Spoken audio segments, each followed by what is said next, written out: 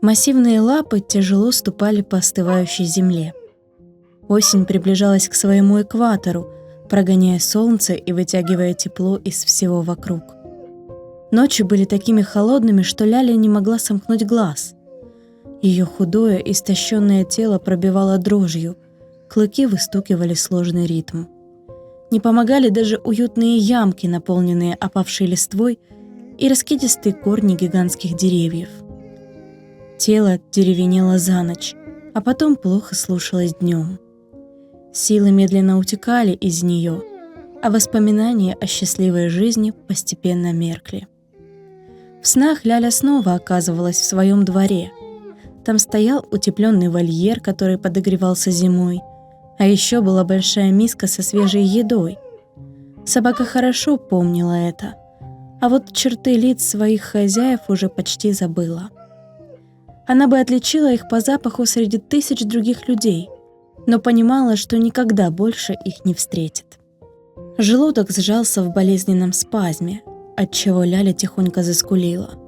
Она знала, нужно идти к людям, но отчаянно не хотела этого делать. Именно люди были виноваты, что она сейчас плутала по лесам без возможности вернуться домой. В то утро все проснулись не от крика петухов. Вокруг звучали взрывы. Ляля подскочила на своей удобной лежанке и толкнула носом дверцу вольера. На ночь хозяева всегда оставляли ее открытой, чтобы собака могла свободно бегать по территории двора. Ляля побежала к дому. Ей было страшно, и помочь могла только поддержка своих людей. Но хозяева тоже оказались сильно напуганы. Они выскочили на снег в пижамах и домашних тапочках. Озираясь по сторонам, люди перешептывались. А собака видела, как сильно трясутся их руки. Страшные звуки прекратились так же внезапно, как и начались. Ляля постепенно успокаивалась, но люди нервничали все больше. Собака видела, как многие соседи уезжают из города. Ляля сидела у самого забора, просунув морду в небольшой зазор в воротах, и наблюдала за дорогой. Мимо проносились груженные машины. Из их окон выглядывали обеспокоенные взрослые, расстроенные дети и испуганные животные. Люди уезжали несколько дней. За знакомыми машинами последовали чужие, из других городов и сел в округе. Ляля внимательно следила за каждой из них. Она не знала, что происходит, но страх и напряжение, сковавшие все вокруг, действовали и на нее. Хозяева никуда не собирались. Собака слышала, как они часто и громко спорят. Хозяйка просила поехать подальше, но хозяин не хотел покидать дом, выстроенный собственными руками. Кроме того, у них не было машины. Если сами люди могли бы найти место в транспорте соседей, то огромный алабай и наглый рыжий кот никак не вместились бы. Споры продолжались. Все мысли людей были заняты только этим, поэтому несколько дней Лялю не закрывали в вольере на день. Она могла бы обрадоваться, но ее не выводили на далекие прогулки по лесу, которые раньше были ежедневным моционом. Собака вся извелась от непонимания и тревожного ощущения. В конце концов она забралась в самый дальний угол двора и уснула там. Громкие звуки разбудили Лялю. Это было механическое лязганье, шум двигателя и что-то еще, что собака раньше не слышала. А потом раздался выстрел. Ляля видела все, как в замедленной съемке. Вот танковый снаряд сминает ворота, пролетает по двору и врезается в дом, где находятся хозяева. Здание начинает крениться. Часть второго этажа и крыши обваливается, а в оставшейся целой части дома начинается пожар. Звук разрыва снаряда был настолько громким, что Ляля больше ничего не слышит. Она вертит головой из стороны в сторону, но это получается с трудом. Лапы не слушаются. Встать не получается. Мимо пробегает рыжая молния и исчезает где-то за забором. Собака понимает, что это кот выбрался из дома. Значит, хозяева тоже должны быть рядом.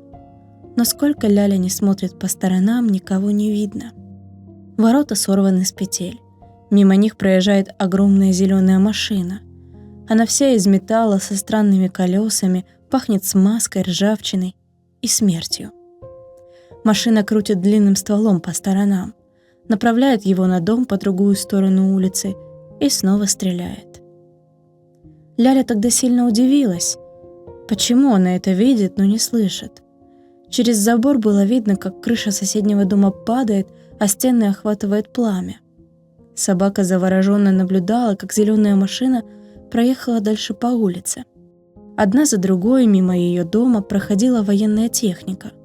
Когда транспорт скрылся из вида, Ляля снова сосредоточилась на доме. Половина здания лежала в руинах, другую половину пожирали языки пламени. Хозяев нигде не было видно, и это пугало собаку. Она попыталась встать. Лапы тряслись, тело водило из стороны в сторону.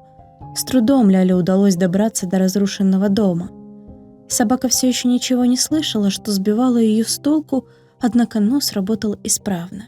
Ляля почуяла запах гари, строительной пыли и еще чего-то, что заставляло шерсть на загривке вставать дыбом. Это был запах хозяев. Но он ощущался неправильно, как будто люди уже не живы. Собака обходила дом несколько раз. С одной стороны ее обжигало бушующим пламенем, груда кирпичей забивала нос столбом пыли. Ляля попробовала погавкать, но не услышала себя. Она не знала, получилось ли докричаться до хозяев или нет. В одном месте под кирпичами особенно сильно пахло хозяином. Собака принялась разрывать острые куски стен и мелкую крошку, чтобы добраться до человека. Ляля сломала пару когтей и разрезала подушечку лапы, но своей цели достигла. Из-под завала показалась кисть хозяина. Собака заскулила, потыкалась в ладонь носом, но та оставалась безучастной. Ляля обнюхала руку, понимая, что запах изменился. Теперь эта ладонь больше никогда не погладит ее за ухом. Собака облизала родные пальцы, села рядом и заскулила. В этом вое слышалась вся скорбь и боль того дня. Ляля не знала, что мир навсегда изменился. Она переживала личную трагедию и отчаянно выла, пытаясь выплеснуть все свои чувства наружу. Животное не покинуло свой двор. Собака продолжала охранять разрушенную территорию, потому что хозяин ей доверил это. Пожар стих ближе к утру. На пепелище воняло, но было тепло, и Ляля грела свои бока, прислонившись к закопченной кирпичной кладке. Она не понимала, что должна теперь делать, и наивно надеялась проснуться в том мире, который был раньше. Однако Ляля проснулась на руинах своего дома. Ее разбудил необычный звук. Не успела собака обрадоваться, что снова слышит, как звук повторился ближе. Собака не знала, как звучит автоматная очередь, но интуитивно попятилась назад. Она забилась под упавшую балку и смотрела на дорогу, по которой шли чужие люди. Они пугали Лялю плохими запахами, смешанными с ароматом свежей крови. Собака пригнула голову и постаралась не шевелиться. А незнакомцы что-то громко говорили, махали оружием. Ляля видела, как они зашли в уцелевший дом напротив. Оттуда еще несколько дней назад выехала семья с маленькими детьми и йоркширским терьером. Чужакам понравился дом. Вскоре во двор заехали страшные машины и подошли еще люди. Ляле прекрасно было видно все, что происходит у соседей. Мужчины в форме ругались, стреляли, громко смеялись, чем отчаянно пугали собаку. Животное неподвижно просидело под балкой до самой ночи. Когда вокруг стемнело, а в окнах напротив погас свет, Ляля выбралась из своего укрытия. Она решила сбежать подальше, а потом вернуться домой. Но как только собака отошла от своего дома, снова раздался сильный взрыв. На этот раз он был далеко от животного, поэтому в ушах хоть и зазвенело, но не затихло. Собака побежала прочь от источника звука в ближайший лес. Там, среди высоких деревьев, она чувствовала себя в безопасности. Ляля побрела в самую чащу, надеясь скрыться от страшных людей.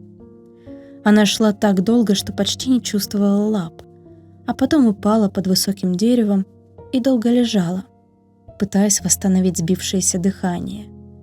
Где-то вдали слышались звуки взрывов, поэтому собака не могла сомкнуть глаз.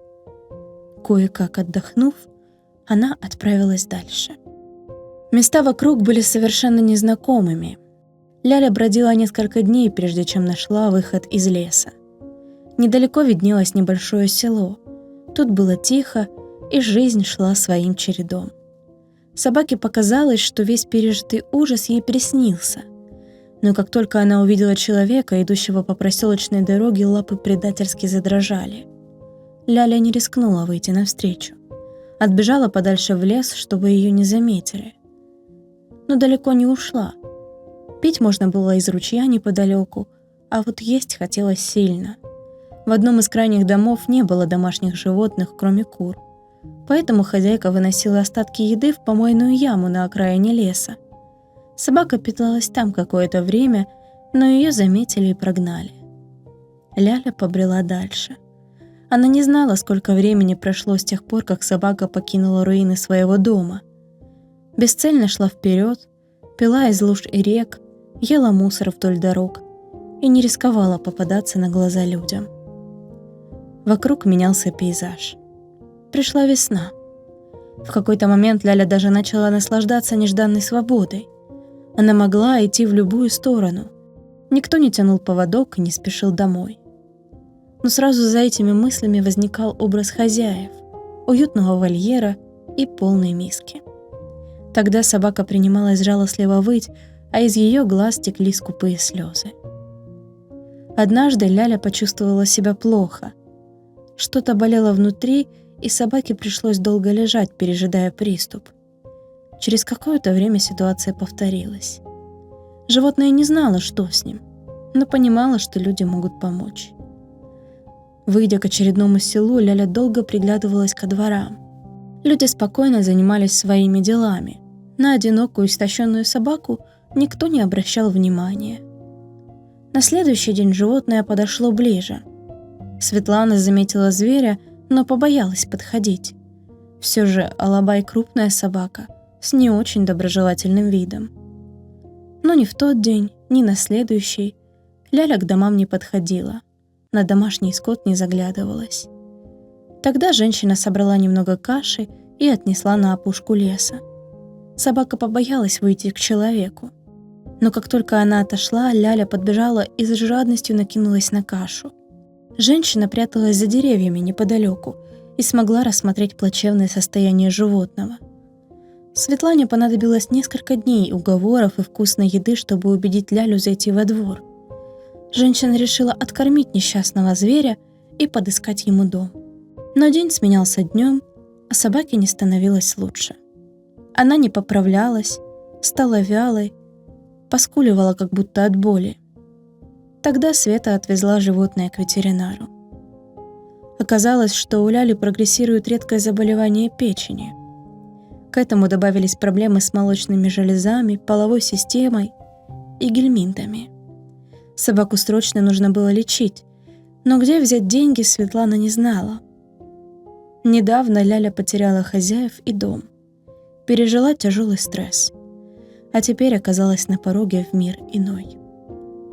Есть ли у нее шанс на спасение?